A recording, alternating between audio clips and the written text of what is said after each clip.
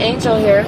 How you doing? I hope you're doing good. I'm doing great. I'm driving up to Colorado for some work, and I'm enjoying the scenery here. We're headed up toward northern New Mexico, and I was thinking about a talk that I was listening to this morning between Tim Ferris and Marie Forleo, two of my favorite YouTubers, and Tim Ferris was given some pointers on some tips on how to live an effective, efficient work-life life. That's poorly worded, isn't it? He was given some tips based on both his book, 4-Hour Work Week, and just kind of what he's honed in on as the best tips right now after writing that book. And what stuck with me and that I was just thinking about was, one was to always be thinking about, to ask yourself regularly, if this were easy, what would it look like? And I think that's an awesome question. And when I ask myself that question about different aspects of my life, it helps me really clarify things that I might be able to change. Here we are coming up on the turn to Rowe and Pecos. I used to live up here when I first moved to New Mexico. My mother and I moved to Pecos, New Mexico. This is where the turn is the turn off to there is coming up here. You can see the sign.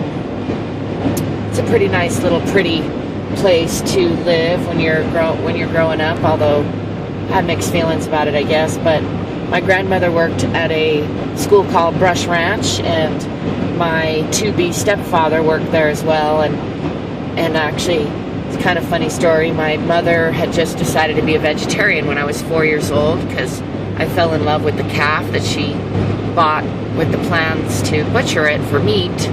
And when I found out that we were going to butcher Caffy Waffy, I got really horrified and guilt-tripped my mom. And so she's actually been a vegetarian still to this day. I'm about to be 47, so like 43 years later, she's still a vegetarian. That was a pretty good guilt trip, huh? I don't know if it was just me. It was actually probably in alignment with her belief system anyhow, and she had been butchering animals, which is pretty brutal. I don't know if you ever tried it, but it's not that fun. That's why most of us buy our meat at the grocery store and let other people do it for us. In any case, being that she had just decided to be a vegetarian, my grandmother, her mother, had just met my stepfather, who had also become a vegetarian, and that was fairly uncommon back then in the 70s, and so she introduced them, and they ended up having my little brother and getting married for quite a while. They're not together anymore, but they were for, I don't know, like 8 or 10 years or something. In any case, that was a tangent story, wasn't it?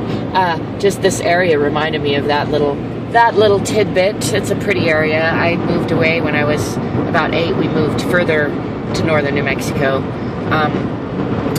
And that has very little to do with where I started, which was Tim Ferriss's comment about if this were easy, what would it look like? However, it does in a way kind of circle back to that point, because the reason I'm doing these travel vlogs lately is I realize that I want to do more content and hopefully inspire other people to bloom into their full selves and live a fulfilling life and question the lives they're living regularly in a positive way. So, I see a hawk sitting on a tree over there. I can't show him to you because we're driving too fast, but I was pretty. Any case, I'm hoping that by sharing my adventures with you and also my talks and my business endeavors, that it will inspire you at whatever age you are. I have younger and older people who tell me they're inspired by what I do, and male and female people. So I'm hoping I can be yet another voice. I know I've found a lot of inspiration from other people on the internet, on the YouTubes, and so I'm just hoping to add to that. And on that note, I really encourage you to explore your world, question your life in a positive way, ask good questions. And back to where I started, the question that Tim Ferriss asked, he actually had two questions that stuck with me that I've been pondering. One was, if this were easy, what would it look like? I think that's a great question to ask any number of facets of your life, your relationships, your business, your drive, your afternoon, whatever it is, your routines. And also, it's the 80-20 principle is the other thing, which can be broken down into two questions, really, fundamentally.